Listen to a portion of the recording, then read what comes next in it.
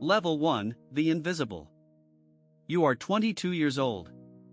You work the overnight shift at a warehouse on the edge of town. Your badge has a barcode instead of a name. Your supervisor does not know you. Your supervisor's supervisor does not know your supervisor. You clock in at 10 p.m. You clock out at 6 a.m. In between, you move boxes from one conveyor belt to another for 8 hours. The boxes contain things you will never own. Televisions, furniture, appliances, clothing from brands you cannot afford. You scan them. You stack them. You load them onto trucks that drive them to neighborhoods you have never visited. You are paid $16 an hour. After taxes, the mandatory parking fee, and the health insurance premium that covers almost nothing, you take home $480 a week. Your rent is $900 a month for a room in a house with 4 other men. You share a bathroom with all of them. The kitchen is a microwave, a mini fridge, and a hot plate. The hot plate trips the breaker if you run it with anything else. You have no savings. You have no credit. You have a phone with a cracked screen that you cannot afford to replace. Nobody in the system above you has any idea you exist. You are a number on a spreadsheet. A line item in a labor cost projection. If you disappear tomorrow, someone else will be standing at your conveyor belt by Wednesday. Your absence will not be noticed because your presence was never noticed. You go home. You sleep through the daylight. You wake up in the afternoon and eat instant noodles. You scroll through your phone and watch other people's lives happen on a screen that costs more than your weekly paycheck. You dream of something better without being able to picture what better would look like. You are at the bottom of the pyramid. The pyramid does not know your name. Level 2, the hourly. You got promoted. Or you got a new job. Or you got your GED and a certificate from a community college. Now you are a shift lead at a fulfillment center. Your badge has a different color stripe at the top. Your hourly rate went up by $3. You have 6 people reporting to you. They are exactly the person you were 2 years ago. You stand at the front of a morning huddle in a fluorescent lit room at 5:55 a.m. You read the production numbers off a clipboard. The numbers came from a computer. The computer was programmed by someone in an office in a different state. You announce the targets. Everyone nods. Nobody argues. There is no point in arguing. The targets are the targets, and the targets are not negotiable. You write schedules. You approve time-off requests. You deny time-off requests.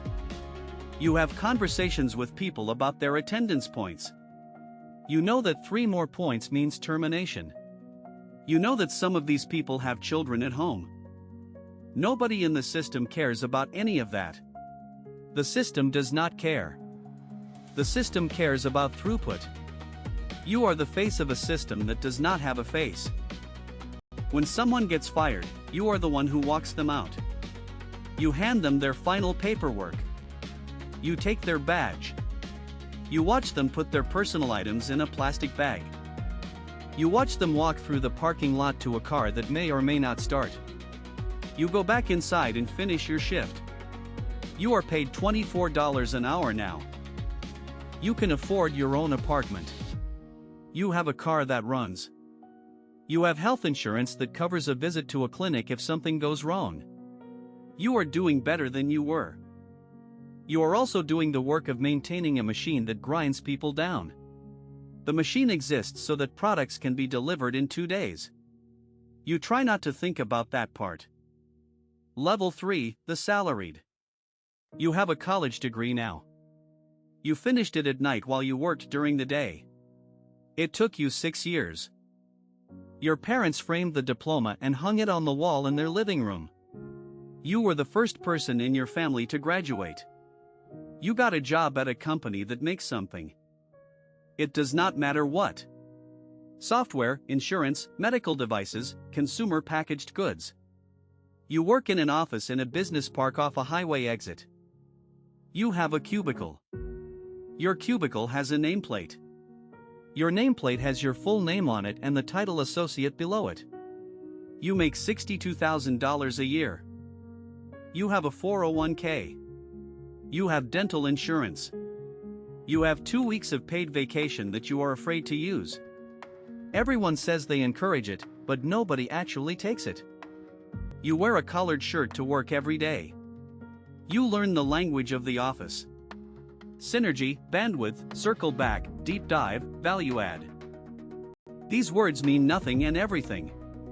They are how people in offices signal to each other that they understand how offices work. You attend meetings. So many meetings. Meetings about projects. Meetings about the projects. Meetings to prepare for meetings with people 3 levels above you. Those people might show up and might not. You sit in conference rooms with your laptop open. You nod at the right moments. You speak when you are asked a direct question. You learn to never volunteer information. Your manager is a woman named Karen who is 2 years older than you. She has been at the company since she graduated. She likes you because you do not threaten her. You turn in your work on time. You respond to emails within an hour. You stay late when she stays late. You leave when she leaves. You are building something here.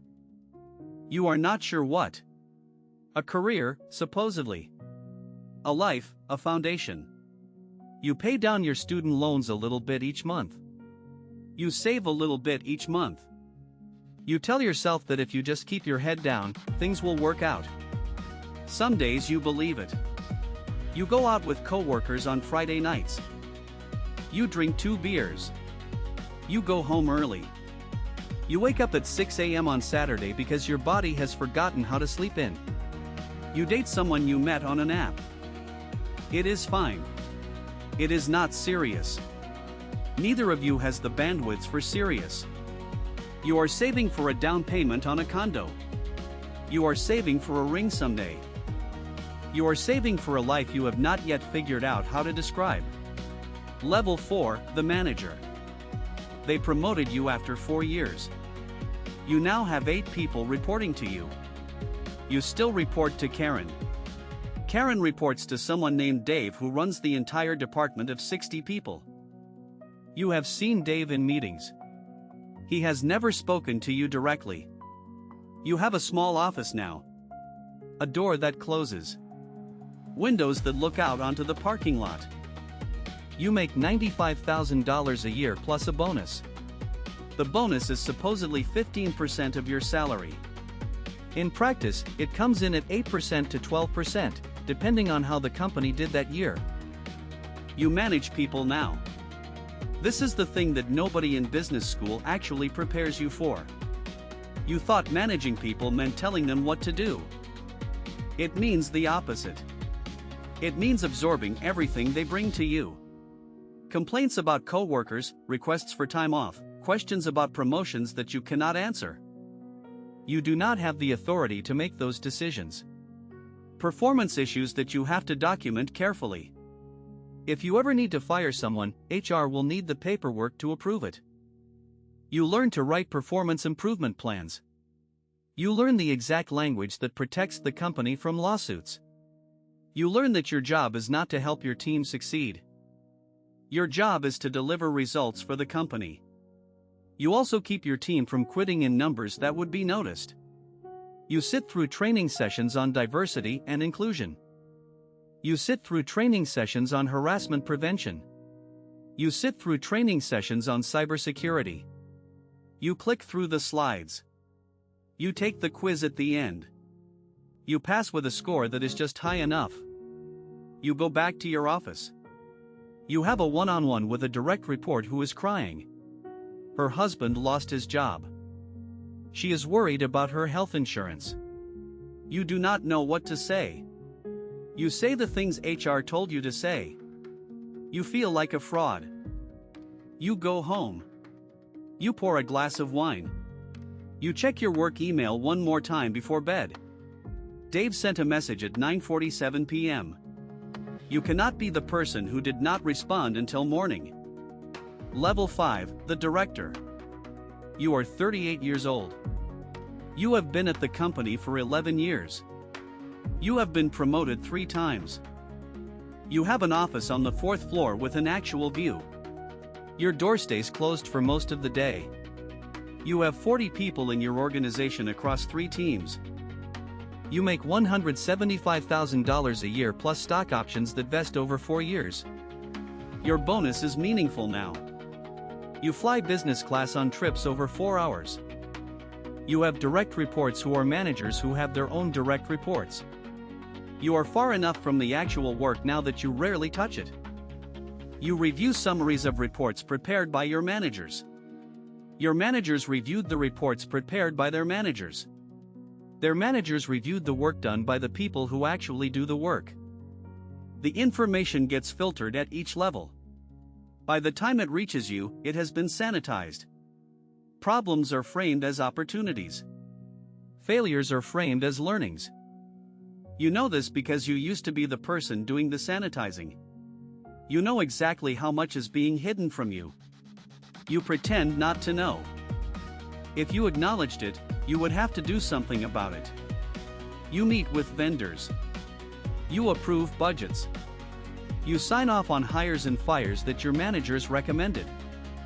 You attend leadership offsites at resorts where the company pays for everyone to stay in nice rooms. You eat steak dinners while talking about strategy. You do trust falls. You do personality assessments. You are a driver, or an analyzer, or an expressive, or an amiable. Whatever the consultant has decided the 4 executive personalities are this year, you fit one of them. You go home on Sunday night and your spouse asks how it went. You say it was fine. You do not mention that you spent 4 days pretending to care about things you do not care about. You did it so that people above you will think you are leadership material. You eat dinner. You check your email. You send 3 replies. You close the laptop. You open it again. You send 1 more. You go to bed. Level 6, the Vice President. The promotion came with a new title, a new office, and a new level of invisibility. You are a Vice President now. The company has 47 Vice Presidents. The title means less than it sounds like. It also means more than it sounds like. You report directly to a Senior Vice President. That person reports to an Executive Vice President who reports to the CEO. You are 3 levels from the top of a company of 8,000 people. You make $320,000 in base salary. Your bonus target is 40% of base.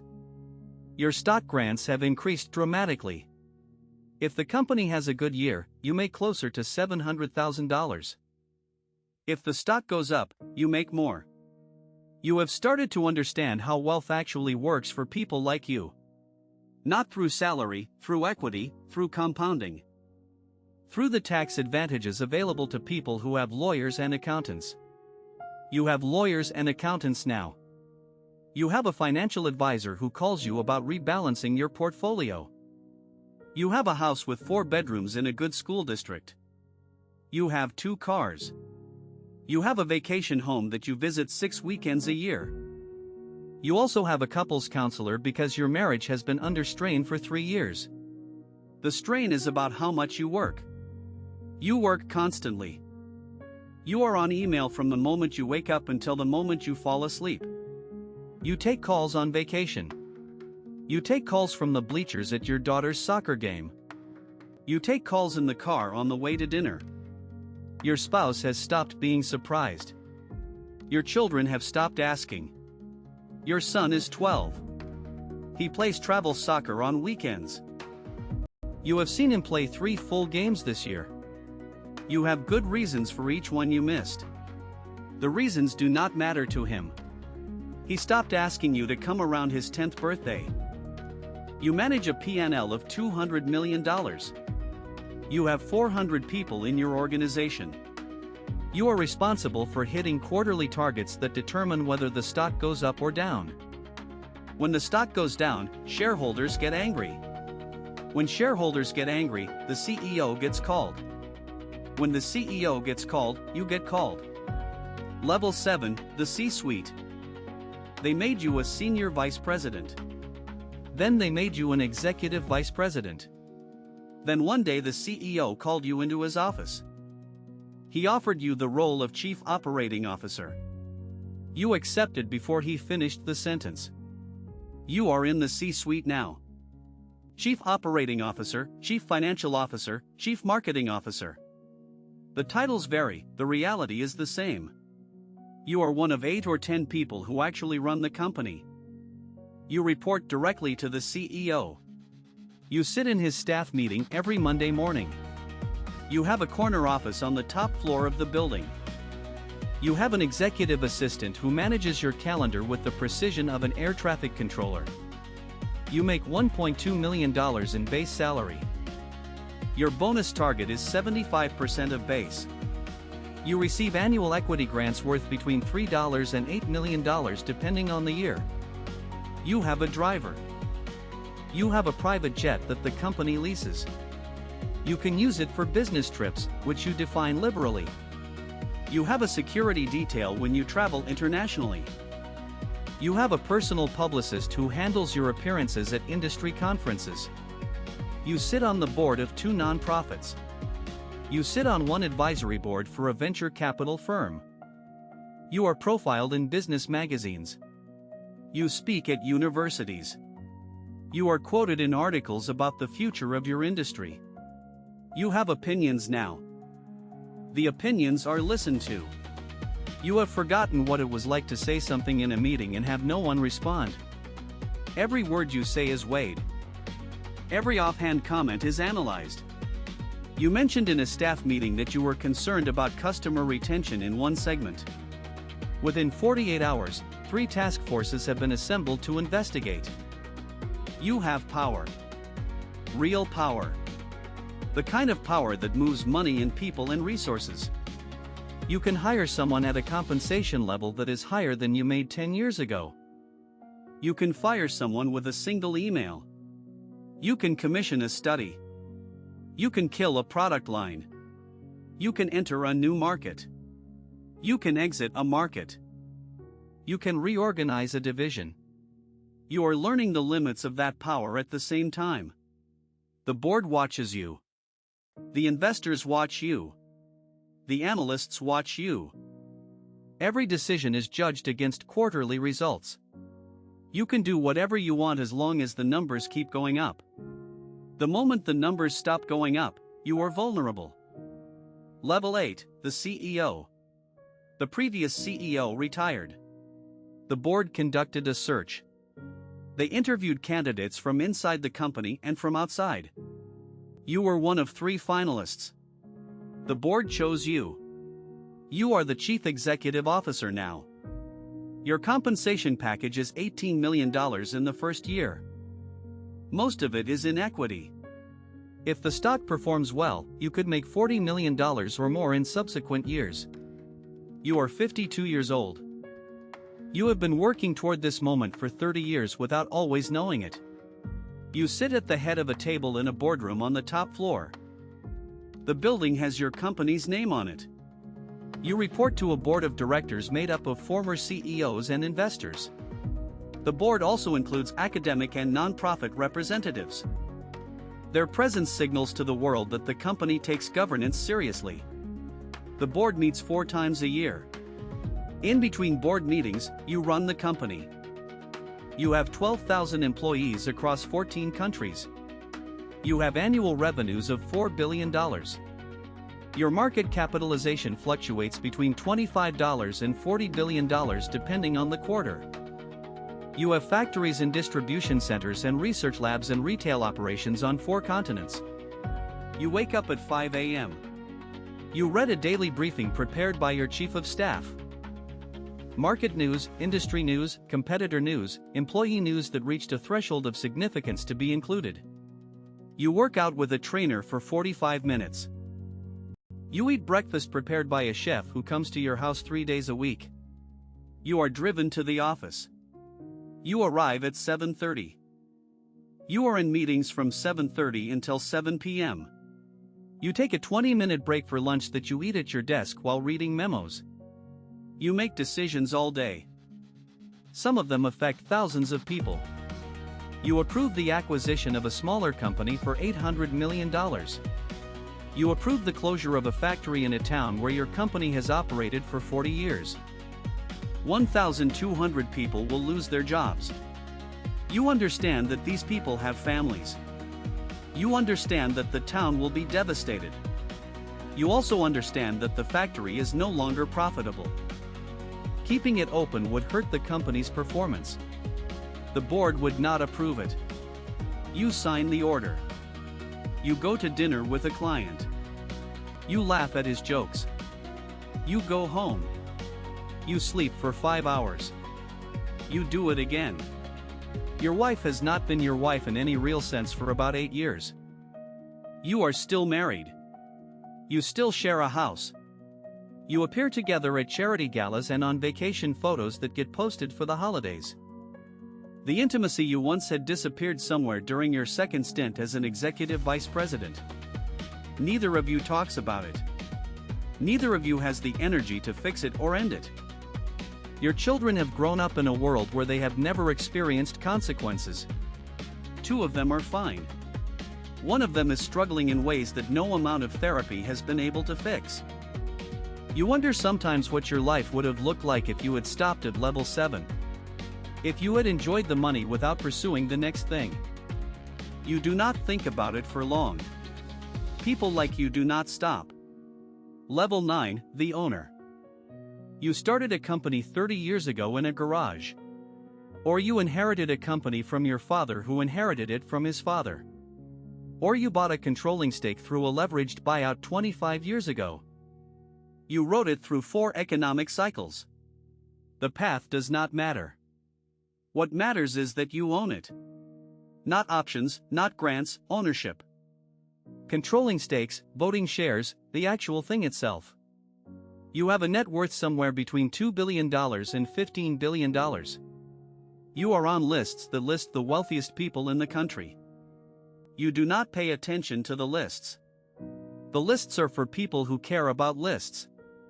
You do not care about lists. You care about control. You have a CEO who runs your company day to day. You have a family office that manages your investments. You have an estate planner who works on the structures that will pass your wealth to your children. You have lawyers who specialize in tax law in 3 jurisdictions. You have a philanthropic foundation that distributes $100 million a year to causes that align with your values. The foundation bears your name. Buildings at universities bear your name. A wing of a hospital bears your name. A scholarship fund bears your name. You have shaped the physical landscape of several cities through your giving. You also have shaped the political landscape through your giving. You donate to candidates from both parties who understand the importance of certain policies to your industries.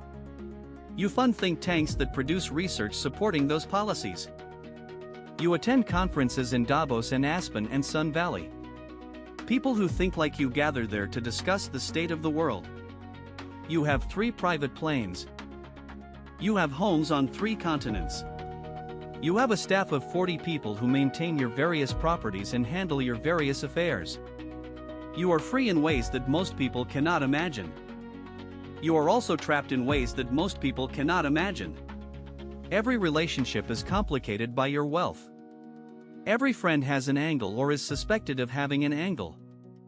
Your children have grown up in a world where they have never experienced consequences. You wonder sometimes what your life would have looked like if you had stopped at level 7. Level 10, the invisible hand. You are not on any list. Your name does not appear in newspapers. Your face is not known to the public. You do not give interviews. You do not tweet. You do not attend Davos, though you are aware of what happens there. You operate at a level that most wealthy people do not know exists.